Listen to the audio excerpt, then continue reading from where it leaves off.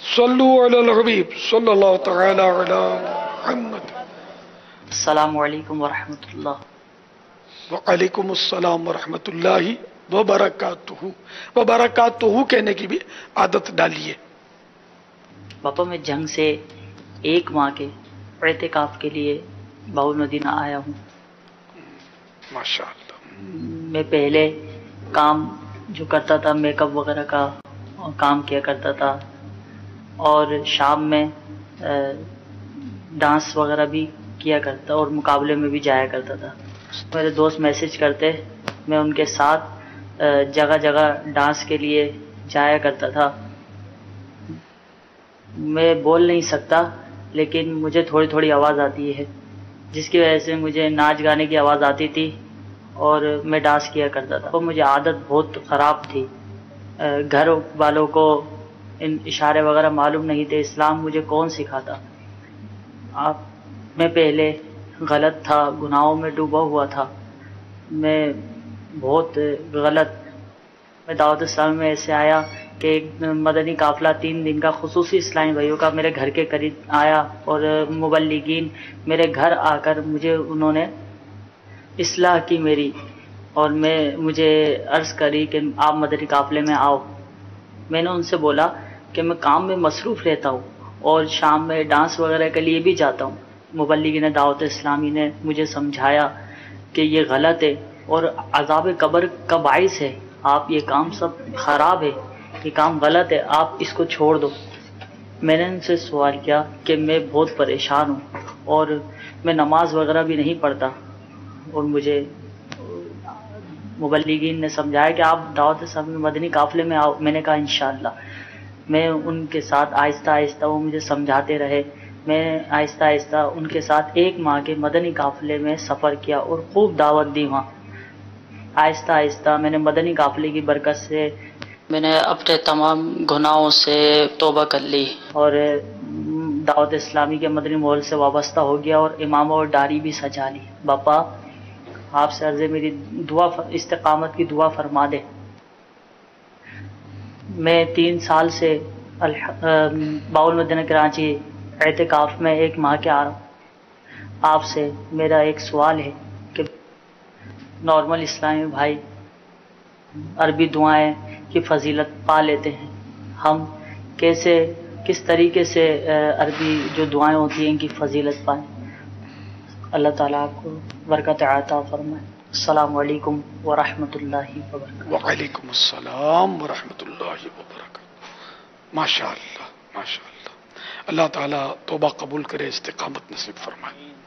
دوسروں کے لیے بڑا اس میں درس ہے کہ گناہوں کا دورہ، اور یہ بیچارے گونگے بیرے جو ہوتے ہیں ڈیف، ان کو سمجھانا بھی بہت مشکل ہوتا ہے، سمجھانے والے بھی نہیں ملتے، تو یوں ان میں بگاڑ بہت ہوتا ہوگا۔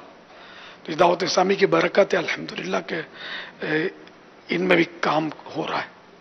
اچھا، یہ اشارے سے نا دل میں پڑھیں گے یہ دعائیں، اور ہاں کوئی حل نہیں ہے نا، جیسے نماز میں بھی یہ دل میں ہی پڑھتے ہیں، تو یہ دعائیں وغیرہ دل میں پڑھیں اپنے، جس طرح نماز میں قراءت وغیرہ دل میں یہ کرتے ہیں، تو انشاءاللہ اللہ کی رحمت سے امید کرتے ہیں ہم۔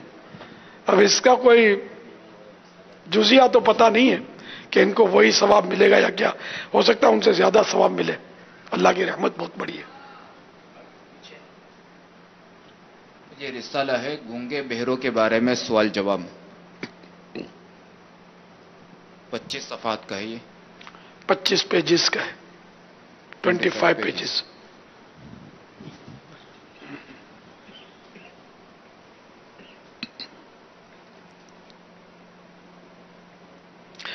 یہ گونگے بہروں کے بارے میں سوال جواب، یہ مدنی مذاکرہ قسط نمبر 5 پیج نمبر 4 پر ہے۔ گونگے کے لیے قراءت یعنی قرآن کریم کی تلاوت کے بارے میں کیا حکم ہے؟ جواب: گونگا چونکہ قرآن مجید پڑھنے پر قادر نہیں ہوتا، وہ پڑھ نہیں سکتا، اس لیے اس پر قراءت کرنا لازم نہیں ہے۔ سوال: گونگا بہرا قیام میں کیا کرے گا؟ تلاوت نہیں کر سکتا تو یہ کرے گا کیا؟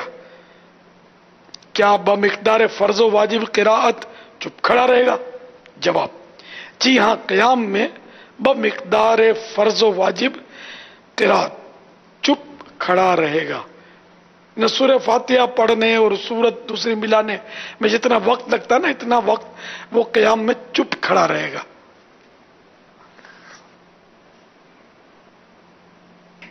اب یہ دعاؤں کا پھر کچھ ہے اس میں ہو تو دیکھ لو. اس کے حق میں اشارہ ہے جس طرح بولنے والے حق میں بولنا ایک جزیہ.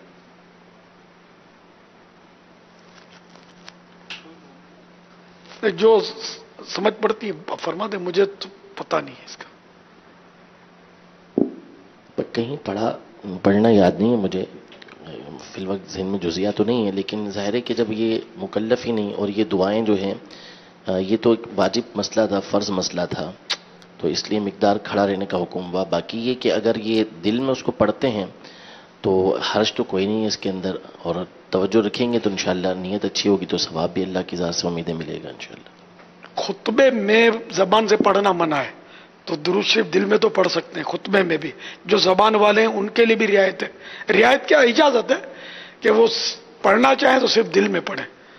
تو گونگے بہرے تو ہیں بیچارے معذور، لیکن بہرحال اب اٹکل سے جواب میں تو کیا دوں گا، اللہ بہتر جانے. مفتی صاحب جیسے فرما رہے ہیں کہ دل میں پڑھ لیں. واللہ تعالی اعلم ورسولہ اعلم عز وجل وصلی اللہ تعالی علیہ وآلہ وسلم. صلوا علی الحبیب